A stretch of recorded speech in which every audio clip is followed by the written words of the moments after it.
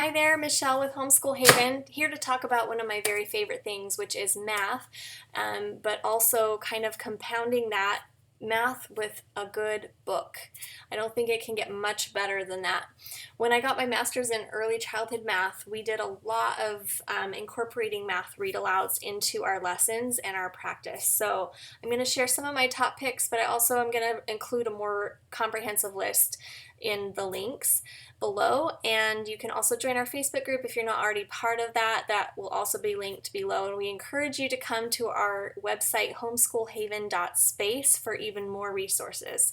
So let's dive in. One of my favorite early math books series, because it's more independent, where you can give it to the child and kind of go take a breather, is the 1001 Things to Spot series.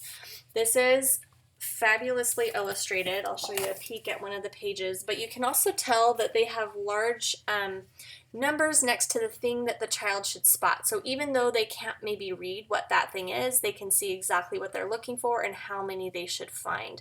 So this is great for one-to-one correspondence. It's great for matching a numeral to a number set of objects. But again, it's very independent, which I really, really love. So there are all kinds of these in the series. This is just the C one. So I will link that in the resource. Another great one for number sense, where they're breaking numbers apart and putting different combinations together to get to the same sum, is Each Orange Had 8 Slices and 12 Ways to Get to 11, and I'll be linking these as well. But both of these do a great job of manipulating numbers in different ways, and you could even just take a couple of pages a day with your child and really talk through the questions that they have here.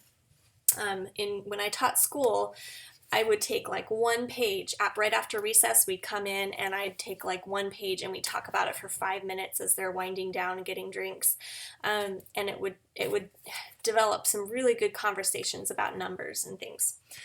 There is a publisher called Charlesbridge that publishes all kinds of great math books. They call them Math Adventures over here.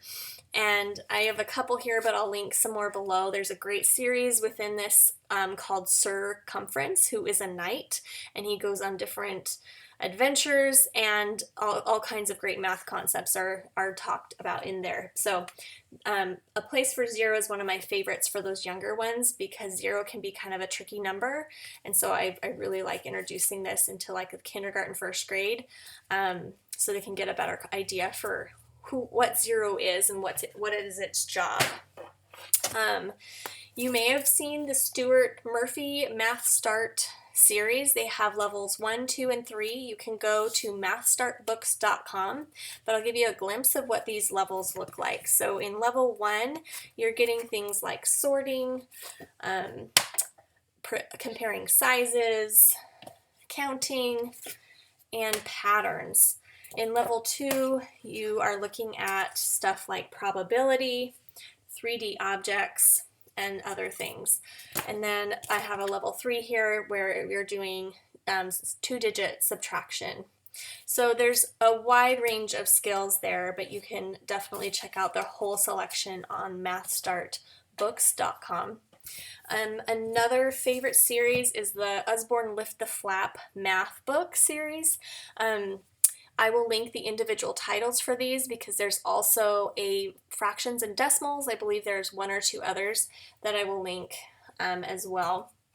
But I love this because the flaps actually have been shown in different studies to have to help kids retain more of the information. So if they're using that modality of lifting the flap, it has been shown that they can retain up to 40% more of the information from the book. So I think that's fabulous. In the back, there's also a table grid thing where they are answering questions and kind of synthesizing everything that they've learned.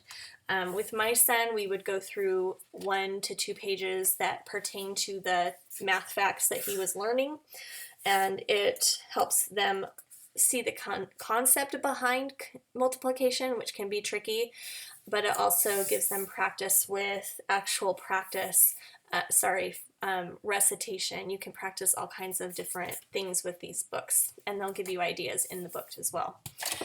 One of my favorite finds this year is the DK What's the Point of Math?